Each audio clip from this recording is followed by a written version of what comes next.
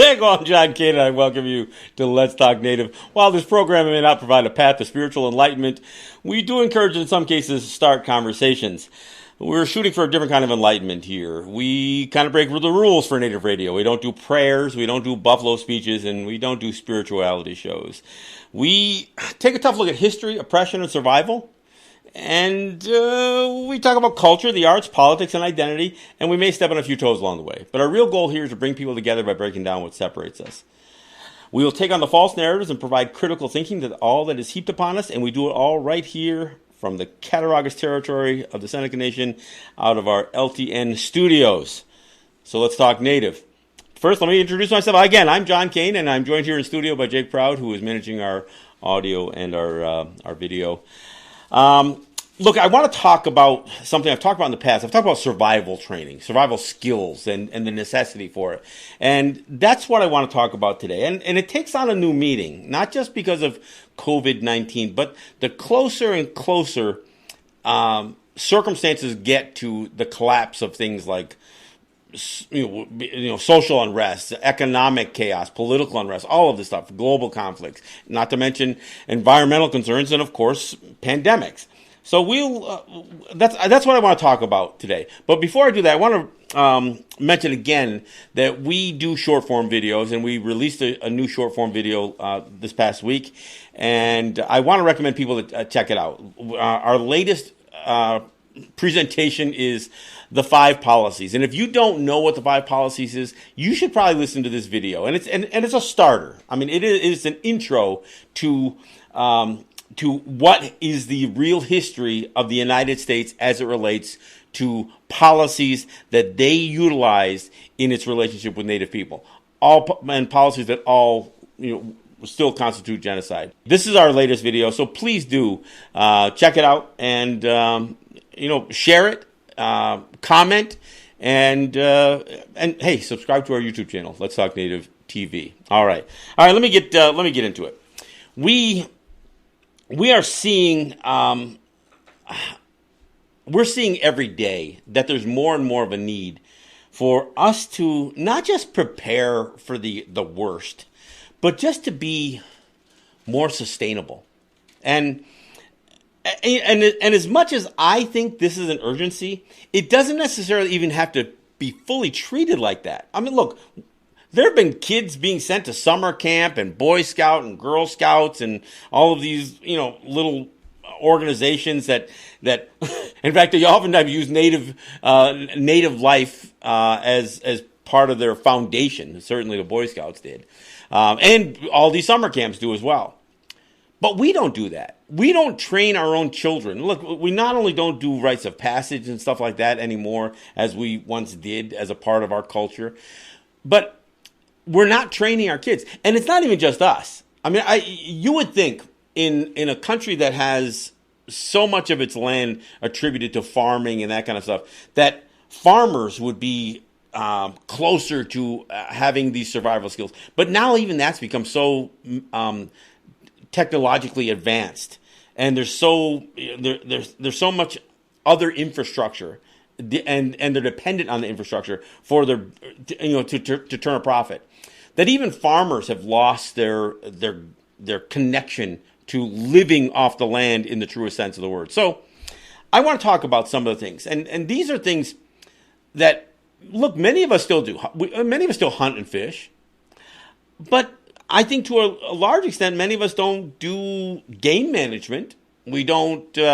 We don't really look. I know we have fish hatcheries and that kind of stuff. So there's a certain amount of that as it comes to to fish population. But processing. What about being able to process a deer, cut it up and store the meat, whether you freeze it or pickle it or can it, whatever you want to do, but we don't do any of that stuff. We don't dry it. I mean, we shoot a deer and then we drop it off at some place to have, oftentimes, a white guy do it for us. Somebody, some skilled butcher, because we don't have them. And I'm not saying they don't exist. There are Native people who know how to do it, but not enough of us know how to do it. And we don't have enough of a relationship within our communities to have that be essentially a sustainable business.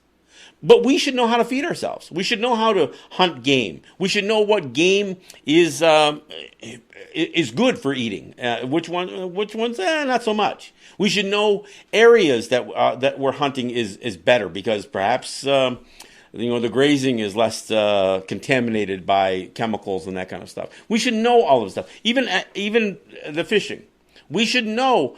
And we should keep tabs on the conditions of our river. We know when there's been a sewage release in the Cattaraugus Creek.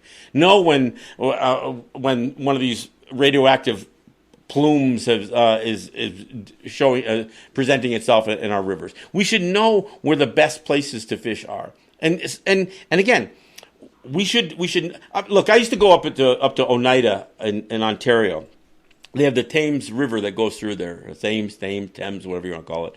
And they have walleye runs. And I used to go up there in the summer times, and they'd put these huge roll nets out into the river, roll them up, and they'd be filled with walleye. And they'd take them out, and they'd gut them, and they'd clean them, and they would literally freeze their whole year's supply of fish during a walleye run. I assume that still happens up there, but it's not really happening here. So these are the kind of things we should know more about. I know there's been a push towards gardening. I know the Seneca Nation at least finally has an ag department now. But there should be more of an emphasis. Many of us grew up with our parents having gardens, but many of us don't. And like I said, even though many of us still maintain a certain level of knowledge on this stuff, are we passing it on to our kids? Are we passing it on to our grandkids? See, this is why, and no, this doesn't even sound like survival training. This sounds like, grandpa taking, grandson and granddaughter out to fish. But that's still survival training. So, again, it doesn't have to necessarily sound like boot camp, or, what's that show on television, Naked and Alone, where you drop somebody out? No, we don't have to do anything that drastic. Nothing like that. We just need to oftentimes dust off that knowledge, removing the dust, as I say. We need to remove the dust off of what we let settle on us, because it's still easier to buy hamburgers at Walmart. So, gardening, recognizing what's edible out there. I mean, there are a lot of foods that we can. I don't know how many people know you can eat. You can eat cattails. You can eat, fiddleheads, which are just the ferns before they unroll. There are things that are seasonal, obviously berries and fruit and all kinds of other stuff like that. But there are a lot of things. Wild onions, people are familiar with. But there are a lot of things that we can eat. But how many of us are teaching our kids this stuff?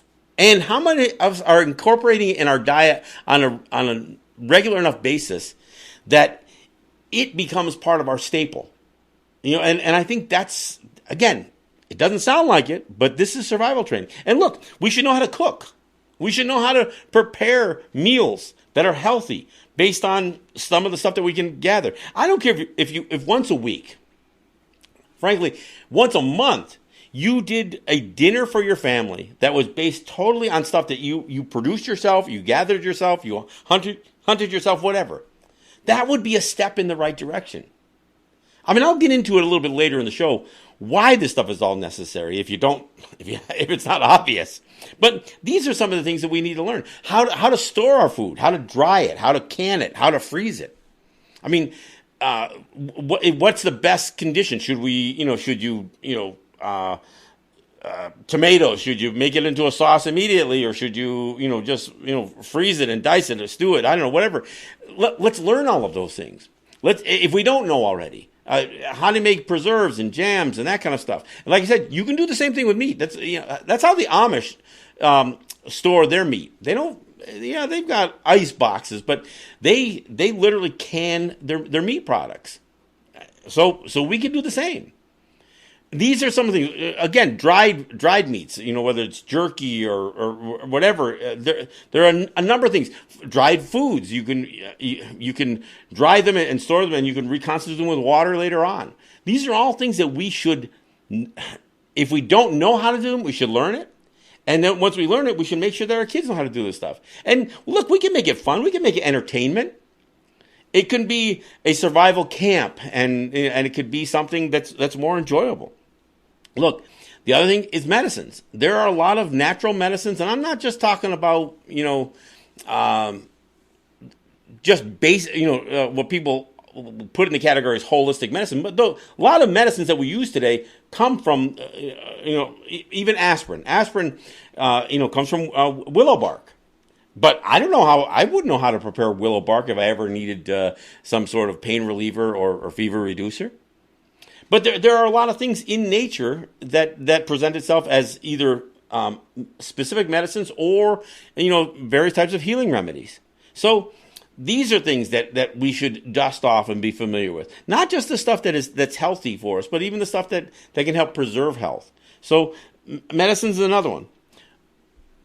Look, there's some basic skill sets associated with maintenance. Whether it's, I know people automatically can think about their car, but your home. How do you maintain your home? How do you make sure? Because time takes its toll on everything. Everything that we do, time takes its toll on. So if you don't know how to do basic home maintenance, whether it's plumbing or fixing a leaking roof, how do you paint a house? I don't know. And of course, beyond the home maintenance, what about the skill set involved in building a shelter, whether it's a temporary shelter or something more permanent? I'm still got a tiny home project that's languishing at home. But tiny homes, how do you build lean-tos? How do you do basic things to survive outdoors? How do you sleep outdoors? Look, there's no reason that we couldn't enjoy many of the evenings outdoors even more. How do you live outdoors? There are homes that are designed. When I used to go to the solar decathlon and monitor what was happening there, and this was this 10-point test that they had for colleges and even nations would put in a home into a competition, graded on 10 categories. That's why it's a decathlon. To build a home that is sustainable and enjoyable and that kind of stuff. One of the things that every one of these things did, because they were limited, they could only go 1,000 square feet. So it had to be a fairly small home. Not a tiny home, but a small home. But they utilized how to have outdoor living. So if you know how to survive outdoors, if you know how to cook over an open flame, not just your gas barbecue grill, but if you know how to cook, if you know how to prepare food outdoors, that's a survival skill. That's something that's valuable in knowing how to live. Energy, sustainable energy. Look, I know that sounds high tech. Firewood is a sustainable energy source. Anything, corn can be used as a fuel. Biomass can be used as a fuel, and that's just burning it. So you can do that. So that's a fuel, and that's a sustainable energy. But there's also solar. There's solar thermal. There's solar electric. There's hydro. There's hydro to get mechanical. In the old days, all of those windmills, they turned an axle. So even wind power would be mechanical. Hydro, they had water wheels that they put on dams that would drive sawmills. So that's mechanical. That's taking hydropower or wind power and turning it into mechanical power. Like I said, windmills oftentimes they simply ran a pump to pump water. That's what farmers use the windmills for.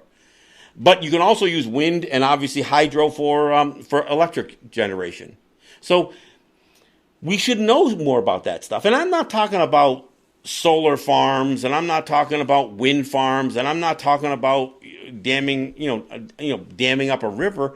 I'm talking about the smaller stuff, the residential stuff, the stuff that we can do that doesn't require big infrastructure. Maybe we create some of our own localized infrastructure. They call them microgrids. But if we looked at sustainable energy, so we would still have lights, we would still have power for whatever we need power for. But these are things, these are skill sets that are worth knowing. Energy storage. There are ways to store energy. There's kinetic energy storage, which is where you use something in motion, like a flywheel or something like that. And look, that's how our grain mills used to work. We would actually, get a big stone wheel moving, and it would stay moving. We'd still have to add power from animal power or whatever else. But that's kinetic energy, and you can store energy kinetically. There's potential energy. water behind a dam, that's potential energy. The simple weight on a clock, on a cuckoo clock, or these large clocks where a chain pulls a weight, that is potential energy. You're using the fact that you've got weight suspended and gravity working against it. That's potential energy. And of course, another form of potential energy is chemical energy. People know what batteries are and that kind of stuff. So there's all of these things, and they should be incorporated in our education, not just a summer survival camp, but these are all the kinds of things that we should know more about, and know about them practically, how it affects us and how it could affect us. These are all things that are so important. Look, we need to be prepared to live without the existing infrastructure that we've all become so dependent on, and we should live without that, even if we only do it on over a weekend.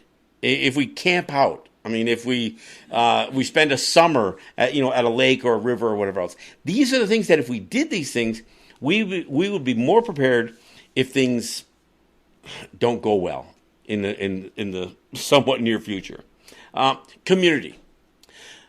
And when I say community, I don't mean Cattaraugus. I don't mean Allegheny. I don't mean, Rosebud. I mean the people you can see, whose houses in your line of sight, your next door neighbors, your relatives who live next to you.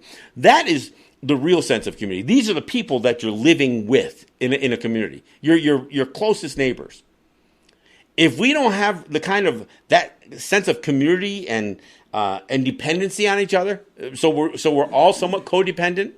I know. Look, on one hand, I'm saying don't be dependent on major infrastructure, but one of the ways around that is to shift your dependency towards the people that you can rely on, the ones that you trust, and that should be family. That should be your neighbors. That should be the people that you live close to.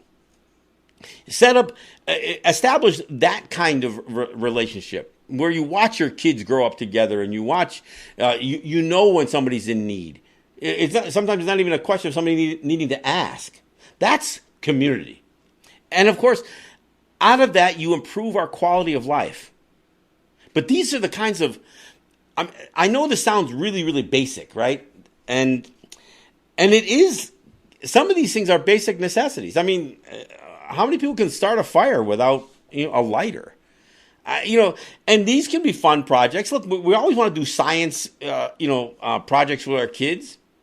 What could be better than grabbing a group of kids and showing them how they can live, even if it's just a couple of days at a time, without everything that they've grown accustomed to. And I think this is so important. It is so important to do this. Look, I left one thing out, and I gotta give props to Jake for bringing this up. There's also defense, and I mean, look, self-defense. How do we teach our kids, including our girls, by the way? The reason we have missing and murdered Indigenous women is about the vulnerability of some of our younger people and the people who are most at risk to violence. So how do you teach defense? And defense isn't just physical defense; it's mental defense. It's knowing how to respond to a violent situation, even if it's after the fact. How to report? Who do you report to? And I'm not talking about the cops. I'm talking about how do we as a community address this. So when I talk about defense, I'm talking about self-defense. I'm talking about defending our children. I'm talking about defending our community, our nation, our land. What is nonviolent direct action? And how do we have trainings for that stuff? How do we train our people to stand up, whether it's fighting a drug epidemic, whether it's fighting a pipeline going through your territory, whether it's fighting racism, whether it's fighting domestic violence? How do we teach our people the skill sets to affect change? And I'm not talking about going to the voting booth. No, I'm not talking about that. I'm talking about how do we train our people and teach our people some of the skills they need to affect change. I mean, part of the reason I do this show is to get a conversation out there. But how do we teach our kids to while we still have the infrastructure, how do we teach our kids to use our computers, use the internet, use social media to effectively affect change. Not just, bitch online. I mean, there's a lot of people. There's a lot of Facebook warriors. And I hate to diminish the word warrior by putting those two words together. But there's a lot of people who talk tough, and you draw all kinds of lines in the sand and say what they would do if they. I do it too. I mean, look, I'm not Seneca, and I live on Seneca territory. So oftentimes I have to kind of know my place within the community. There's a lot of things. If I were Seneca, man, I'd raise all kinds of hell over some of the things, like the white guy selling right-wing paraphernalia down by the circle at 5 and 20. Now, if I was Seneca, I'd make all kinds of noise about that. Now I'll participate in the conversation, but I can't lead that conversation. And, there's a business that might be renting out space for that, but there's a role that we all play, and I make plenty of noise, on a territory that I'm not a quote unquote enrolled member on. And I try to make sure that I do what I do responsibly. But how do we teach our kids and our adults to use social media effectively, to use media effectively, to use public speaking effectively? Look, everybody has a voice. Everybody has a voice. So how do you train our people to utilize that voice? I mean, anytime somebody says, well, somebody had their voice taken away, unless somebody literally cut out your voice box, you haven't had your voice taken away. You can always make noise. So how do we make noise effectively? And look, everything starts with a little bit of noise. I mean, there's no action that doesn't begin with conversation. So what I try to do is at least begin the conversation. Look, am I telling everybody you need to immediately drop what you're doing and establish a survival camp? Yeah, I might be saying that. But what I'm saying is, let's begin to wrap around. Look, we aren't at that place right now where the bottom of everything is dropping out. So we have we can treat survival training as a form of entertainment, as a luxury, as something that we make fun with for our kids and our families. And we all have a role to play. Look, not everybody can even drive a nail in a board with a hammer. I mean, we've got nail guns. we have something that does everything for us. And that may not always be the case. And again, like I said, after we go to break, I want to talk about why this is important. And why this is important now. Not because we're about to fall off the cliff. But the cliff is there, and we see it, and we're heading towards it. But we have resources now. We have technology that may not always be with us, but it's technology we can use now to prepare us for when we may not have it. So there's a lot that we can do, and there's a lot that we can do much more conveniently now that we aren't in a struggle for life. We aren't at that point of needing these survival skills. Now we can learn these survival skills as a luxury. And we can make the best out of this kind of training. And again, there's no reason that this can't be approached as something that we do as a holistic education for our kids. And we're all going to learn from it too. So I can't emphasize enough. And again, I know I've done a show on this before, and I've talked about this in the last couple of weeks, that I need to bring this up again. Look, there's always plenty of material for me to talk about on this program. There's stuff happening in the news every single day.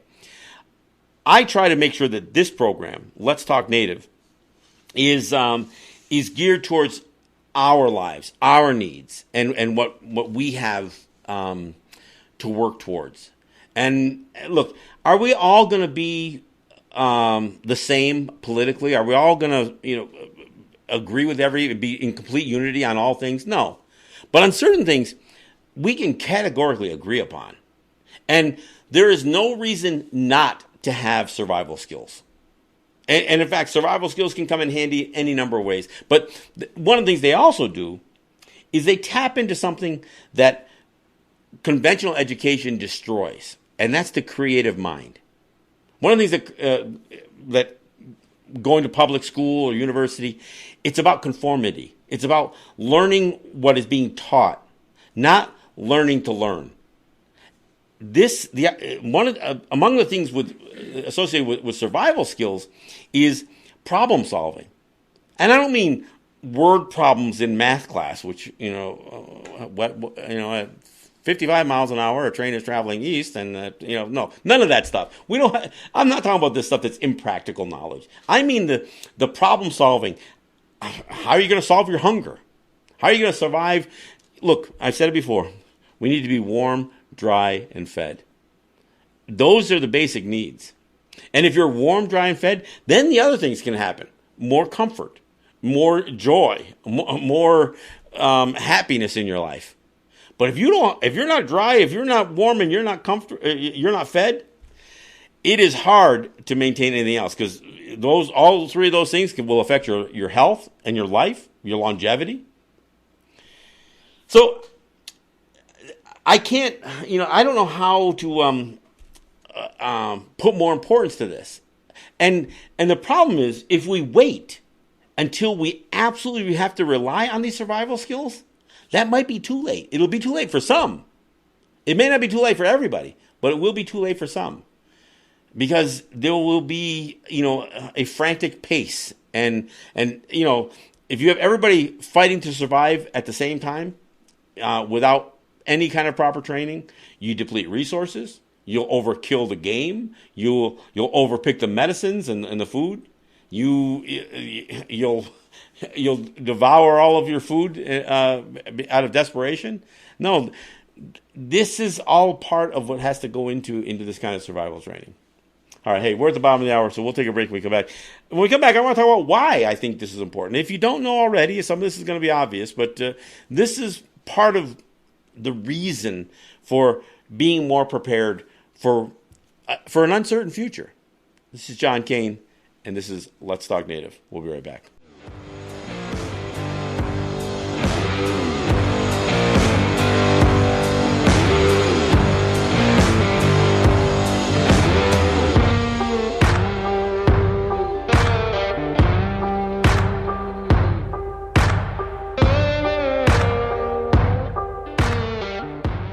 All right, thanks for coming back. This is John Kane. This is the Let's Talk Native. Hey, I want to give a shout out to my sponsors. I want to thank Ross and Holly John and the RJE family of businesses, Eric White and ERW Enterprises.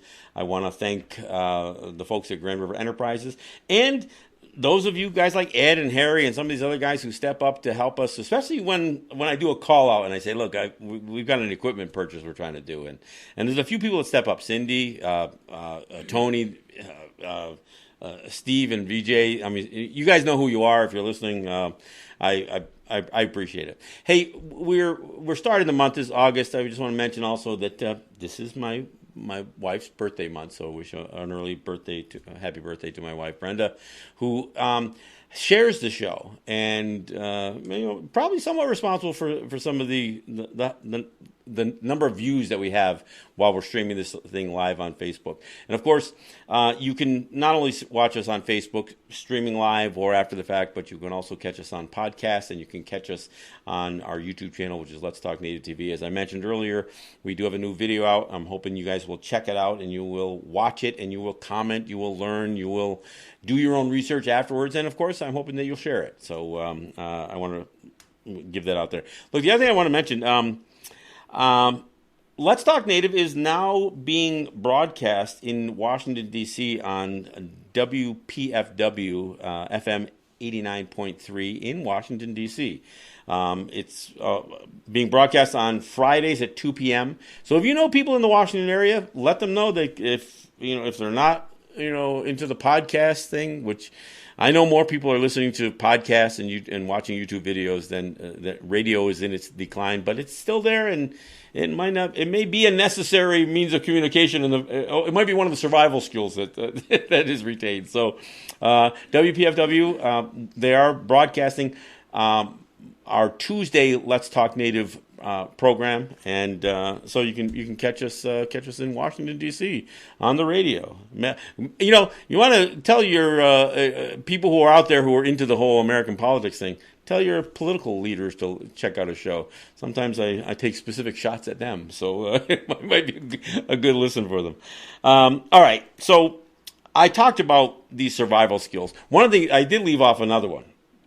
Um, and how to counsel? How do you get together to make decisions? And this is an important one. It's a big one. I can't believe I left it off my list originally. Look, when we talk about Guyana Goa is not a religion. It's not a law or a constitution. It is it literally translates to a great good path or a good way. It means that it is a great way to solve problems. So as we go through life and we reach hurdles or obstacles or conflicts, or just have to make a decision, how do you counsel? And that's something else that could be incorporated in a survival training. So it isn't just that might makes right, and it isn't just the loudest voice that makes that wins the discussion or the debate. You have to have a process, and Guyana Goa does lay out a process where a longhouse is seated using the three sides, an end and two walls of a longhouse for a debate to ensue, and how the three sides come to consensus. So learning how to counsel is also a survival skill. So I think it's worth throwing that into the mix. All right. So why am I saying this again, and why am I bringing this up today? Well, I would hope that some of the folks who are watching this global pandemic play out at least get a sense for the vulnerabilities of much of the infrastructure that's out there, much of what countries have built up. However you view the United States, whether you are one of the ones who thinks it's the greatest nation on the earth, well, not so much as in terms of how they handle the pandemic. The United States has failed miserably. And not just the United States as a country, but the individual states, communities have failed miserably. And for a variety of reasons. Some of these things are beyond our control, but much of it is within our control. But we don't deal with these things very well. I've talked in the past about what I thought were the recipes for disaster: climate change, global conflict, political corruption, and political meltdowns, just like the ones we're seeing in the United States, right? Social degradation, racism, and all that stuff associated with that. And of course, all of this stuff, including the pandemic that I left off the list, contributes to, in a very serious way, the very real likelihood of an economic collapse. Like in 2008, there was a major recession that was caused because of banks becoming huge and just pillaging the public out of money through risky loans and mortgages and that kind of stuff. But it was deeper than that. And today, economies are more vulnerable than they were in 2008. And of course, you still got big banks. You still got people who want to measure the strength of an economy on Wall Street, like any of us. If you're listening to the show and you have stock, and Wall Street is your nest egg, then you're a rare person listening to this show. Let me tell you. But if you are, and I guess I don't want to say more power to you because you probably already have an awful lot of that. But anyway, I'm really concerned. I think it is not just end of days talk. I don't think this is just the doomsday conspiracy that I'm spinning here. I think there is real potential for a real breakdown in much of what we've all grown accustomed to. And in fact, some of it's already happening. This generation living in America is living a much lower quality of life, in spite of all the technology, than the generation before us. I mean, look, I've said this before. It was possible for my father to work and support a family of five, six of us, seven of us, a family of seven, while working basically 40 hours a week. That's impossible right now. I mean, that can't be done. It was possible to buy a home, watch a home grow in value, and then and let that home be an investment. That's not even the case. Most people can't buy a home right now. There's not enough homes to be built, and they're all geared towards a certain class of people. But the average person can't. The average person who is living real close to the poverty line at this point, isn't going to go out and buy a home that's, a young couple isn't going to go out and buy a home that's going to be their, their nest egg, so to speak. And even if they can buy the home, there's no guarantee that the economy is going to be there for them when it's time to cash that in. So there's already a significant degradation in quality of life. And you see it. You see it in the mental health. You see it in the substance abuse. You see it in so many of the symptoms of a declining society.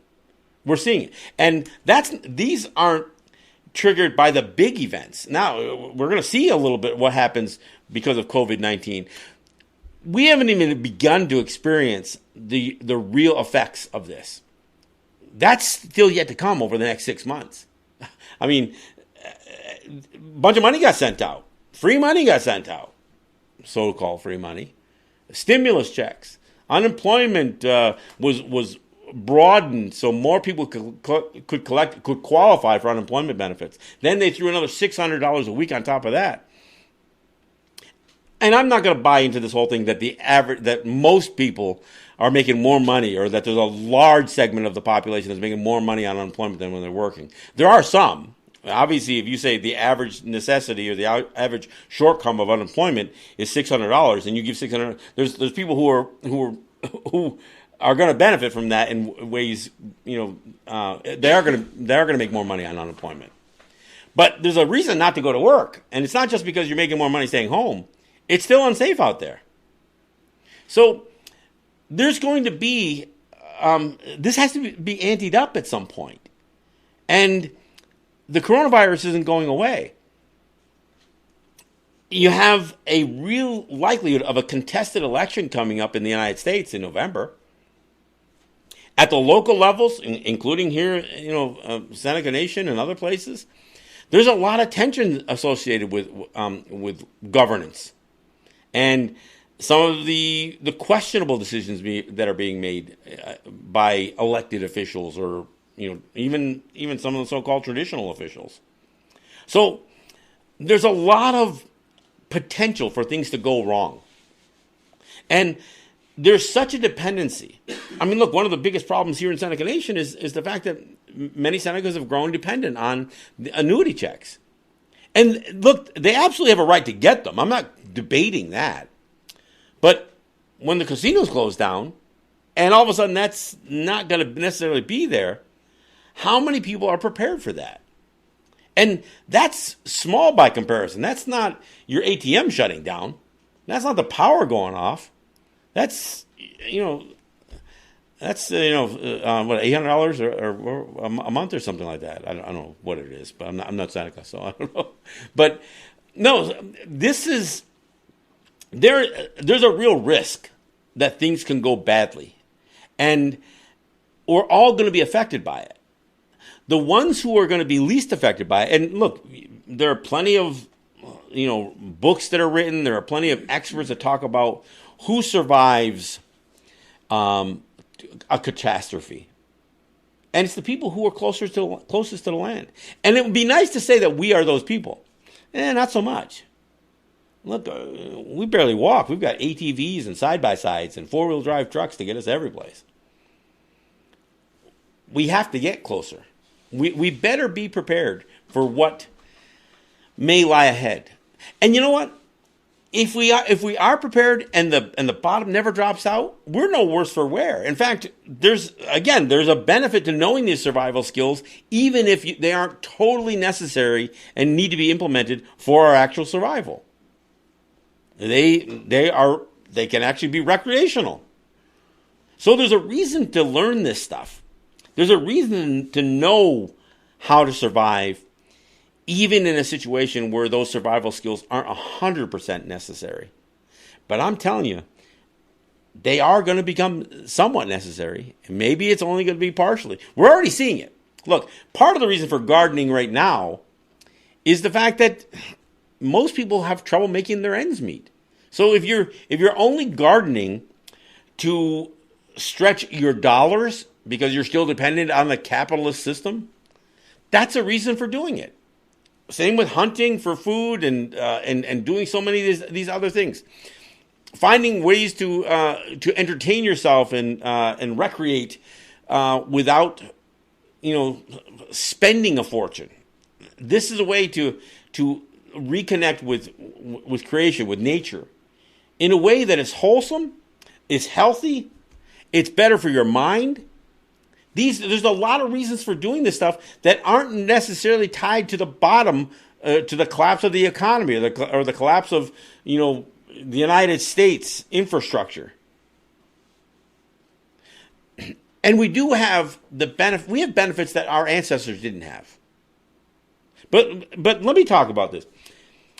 During the Great Depression, Native people were probably affected least of all the population in the United States. Native people were in the best shape because we weren't dependent on the U.S. infrastructure. We didn't have monies in the bank.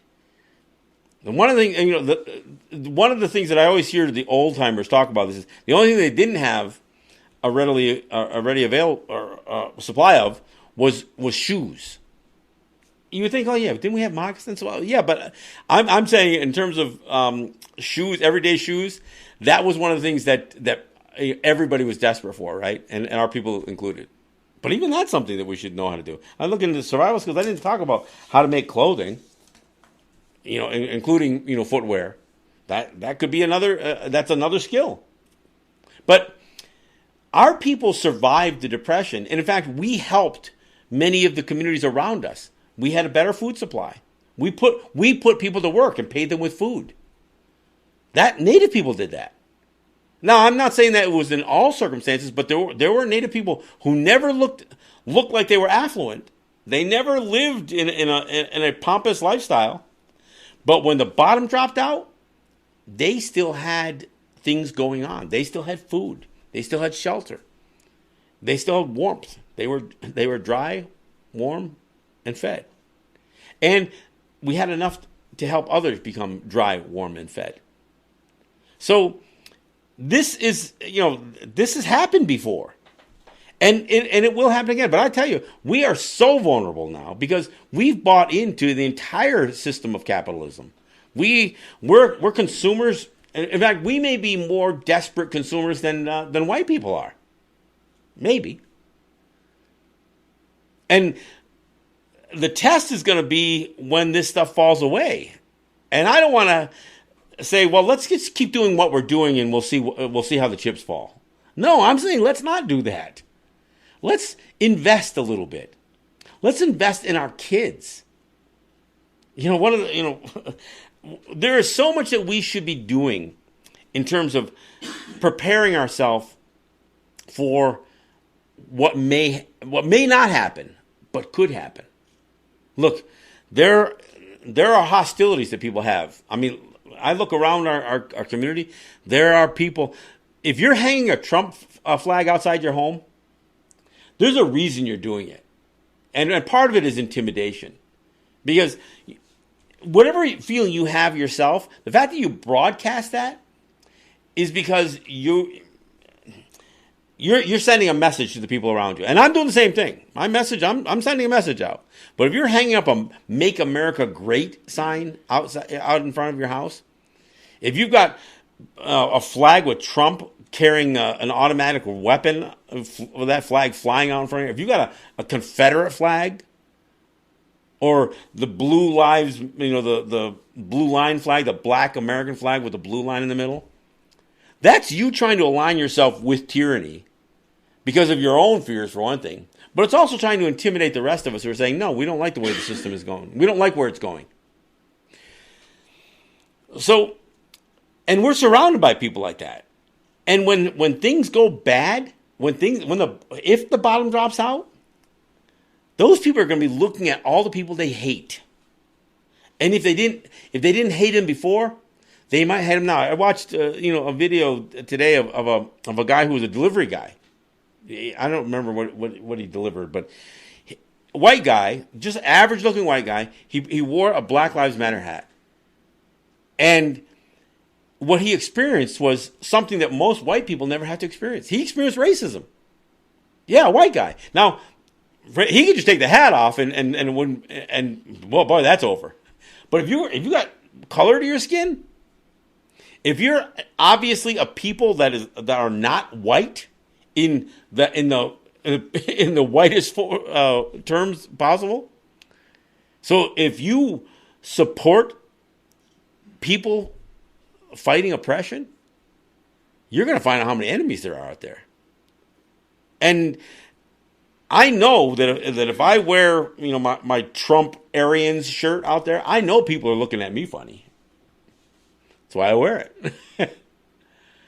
But I mean, I was in a store the other day and saw a woman, who was all decked out in all this Trump clothing. Now that's somebody who just wants to have a conversation, or she's trying to find out how many people agree with her. Look, New York State surrounds our territories here. New York State's never going to vote for.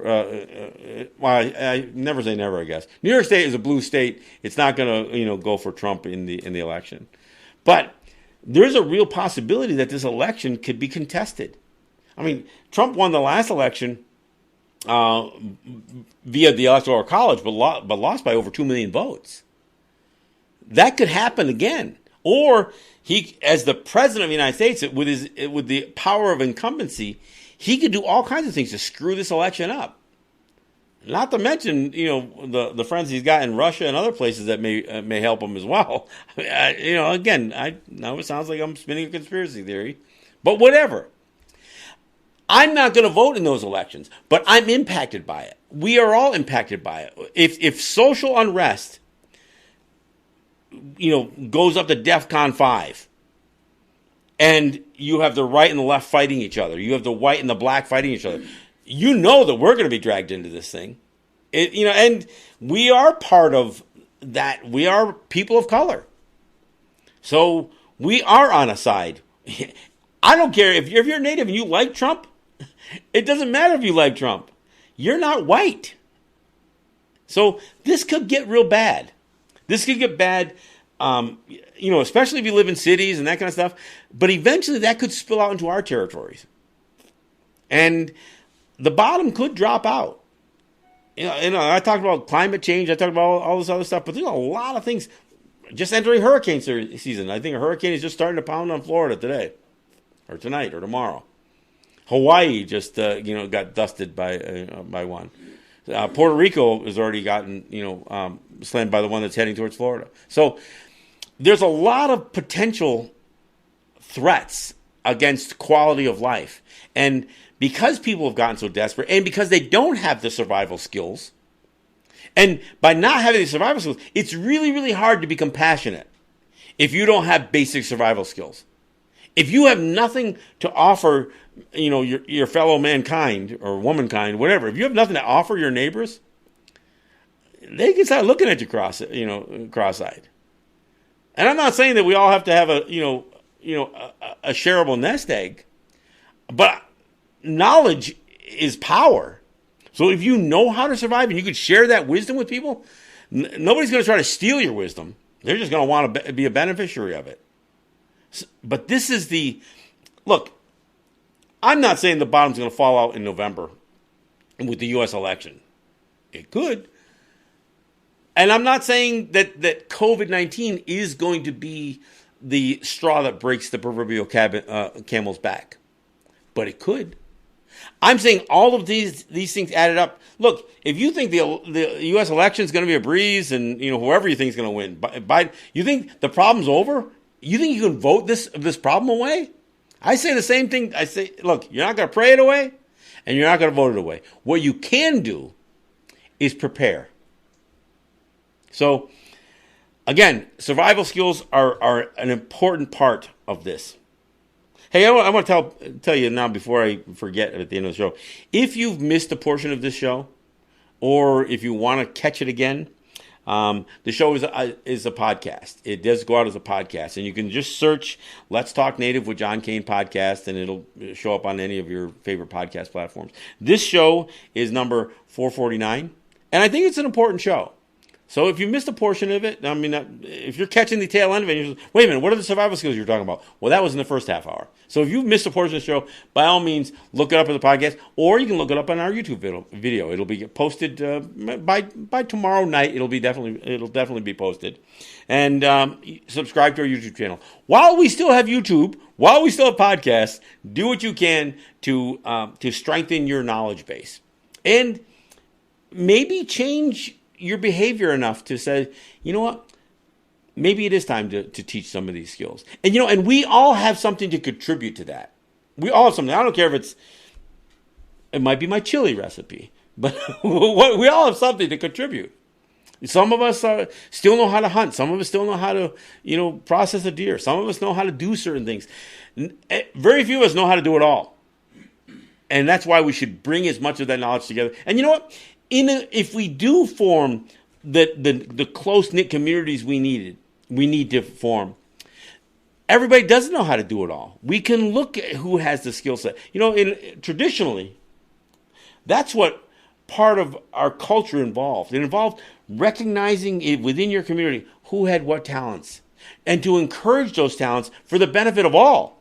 We didn't just encourage somebody to sing to get rich. We encouraged somebody to sing or dance so we all benefited from that skill set. We didn't just recognize somebody who had great speaking skills so they could go off and make $1 million as a speaker. No, we wanted them to speak for us. We wanted them to carry our voices. We wanted them to share what they learned and be storytellers or whatever. So within a community, as we start to do, this is part of that survival training. We recognize who has what skill set. There's no sense in giving a rifle to somebody to go hunt deer if they can't hit the broadside of a barn. So that person may have a whole other skill set. Maybe they'll cook that deer up in a way that the rest of us can't.